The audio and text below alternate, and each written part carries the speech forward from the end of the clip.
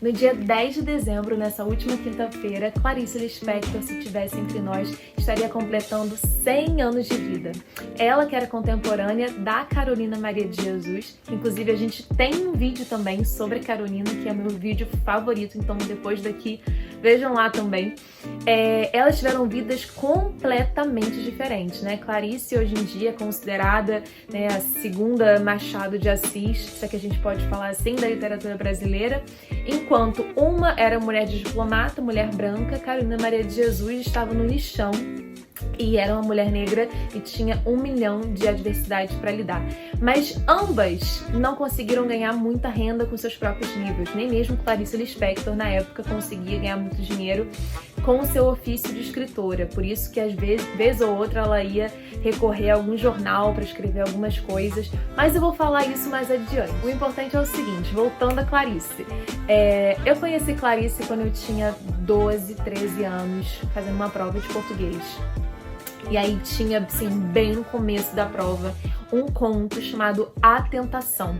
E eu lembro que eu fiquei extremamente extasiada, ou tentada mesmo, poderia ser a melhor palavra para usar aqui, com aquele conto, porque eu não conseguia sair daquilo. E eu lembro que eu li uma vez, eu li 2 vezes, eu li 3 vezes, e aí eu consegui fazer, sei lá, interpretação de texto da prova, e daqui a pouco o sinal já tinha tocado de tanto tempo que eu tava ali imersa, e eu nem tive tempo de fazer as questões gramaticais, eu tirei uma nota baixíssima, mas foi assim que eu conheci Clarice Lispector, então tá tudo certo. Quem foi Clarice? Eu gosto muito de uma definição do Otto Lara Rezende, que ele explica que Clarice, se tivesse que andar sempre junto com a multidão, ela estaria sempre a contrafluxo da multidão.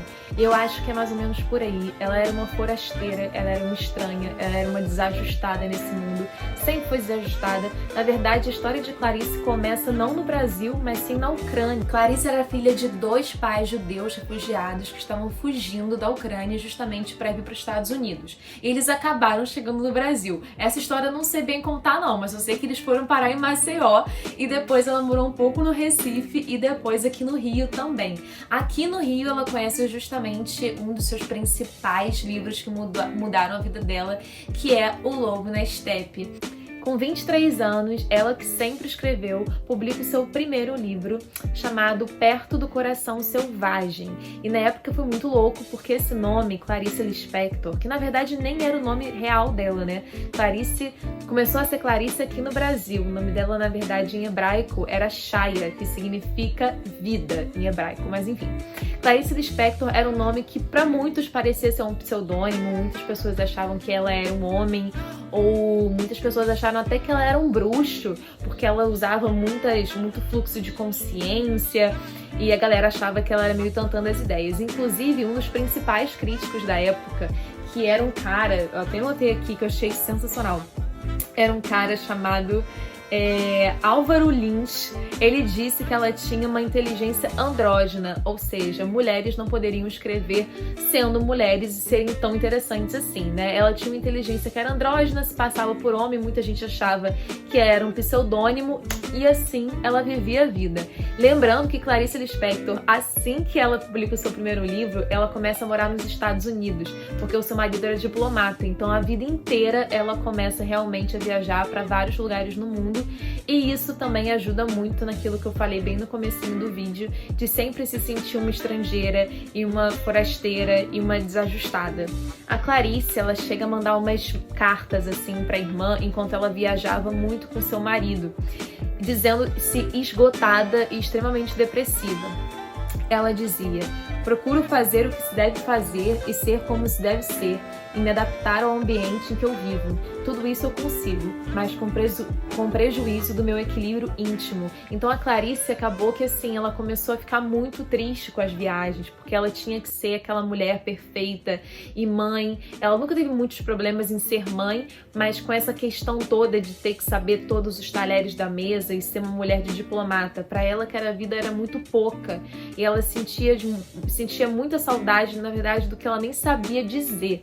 Os principais livros de Clarice foram A Hora da Estrela, Perto do Coração Selvagem, Água Viva, Laços de Família, mas hoje eu quero indicar um livro que eu nunca tinha lido na minha vida e foi o mais recente da Clarice, que, nossa, eu indico demais. Olha como ela tá linda, olha como ela é linda, né? fico pasma. E o nome do livro se chama, é um nome duplo, né? Clarice não se aguenta. Ela sempre, às vezes, ela tinha sete títulos pro mesmo livro. Enfim, esse aqui se chama Uma Aprendizagem ou O Livro dos Prazeres. E o que é muito engraçado, porque não tem prazer nenhum nesse livro. Na verdade, existe uma aprendizagem sobre o que é a vida, sobre o que é a angústia, sobre o que é a morte, sobre o que é estar nesse mistério que é ser viva dentro desse mundo que não dá pra você entender 100%, nem você, nem o mundo. Mas é muito louco, assim, porque não traz aquele prazer que as pessoas, que nós ocidentais, obviamente, a gente pensa que é um prazer muito espontâneo, é um prazer pelo prazer. Não, é um prazer muito construído, muito angustiante, muito sofrível. Na verdade, diz muito sobre o que a Clarice achava da vida dela, né? A história, vamos lá, a história se baseia em 2 personagens, basicamente, não existem outros personagens nesse livro, que é a Lori e o Ulisses. Eles se encontram, a Lori, eu não sei exatamente a idade dela, o livro, se eu não me engano, não fala. Eu vi em algumas resenhas que ela tem por volta de 30 anos, só que eu não sei de onde que tiraram isso, porque pra mim ela era uma novinha, assim, tipo, muito novinha. E o Ulisses não, o Ulisses já é um professor de filosofia na faculdade e tudo mais. E aí o Ulisses se propõe a ensinar coisas pra ela, tanto é que o nome do livro é Uma Aprendizagem. Mas não apenas coisas filosóficas, muito pelo contrário, ele quer ensinar coisas da vida pra Lori, assim. E a Lori, pra mim, é muito o alter ego de Clarice, que é esse ser desajustado, que sofre muito, que não sabe diluir em palavras aquilo que sente. Então esse livro, que é um livro sobre aprendizagem, sobre vida, sobre prazeres, tem muito fluxo de consciência. Eu acho que a gente tá num momento tão de quarentena, tão de olhar pra dentro, que acaba que Clarice vem muito a calhar nesses momentos, assim, porque ela, mais do que ninguém, sabia olhar pra dentro e sabia tirar de uma situação super íntima e super cotidiana uma baita de uma crônica ou de um conto, de um livro inteiro, assim. Ela não existe mesmo. Tem uma parte do livro que, pra quem viu Amarelo no Netflix, inclusive é uma outra recomendação mais do que necessária, eu acho que conversa muito com Amarelo. Nós ainda somos moços, podemos perder algum tempo sem perder a vida inteira. Mas olhe para todos ao seu redor e veja o que temos feito de nós, e é isso considerado vitória nossa de cada dia. Nós não temos amado acima de todas as coisas, não temos aceito o que não se entende porque não queremos passar por tolos. Temos amontoado coisas e seguranças por não termos uns aos outros. Não temos nenhuma alegria que já não tenha sido catalogada. Nós não temos entregue a nós mesmos, pois isso seria o começo de uma vida larga, e nós a tememos. Temos mantido em segredo a nossa morte para tornar a nossa vida possível. Temos disfarçado com falso amor a nossa indiferença, sabendo que nossa indiferença é angústia disfarçada. Temos nos temido um ao outro acima de tudo, e a tudo isso consideramos a vitória nossa de cada dia. Mas eu escapei disso, Lori. Eu escapei com a ferocidade com que se escapa da peste, Lori. E esperarei até você também estar mais pronta.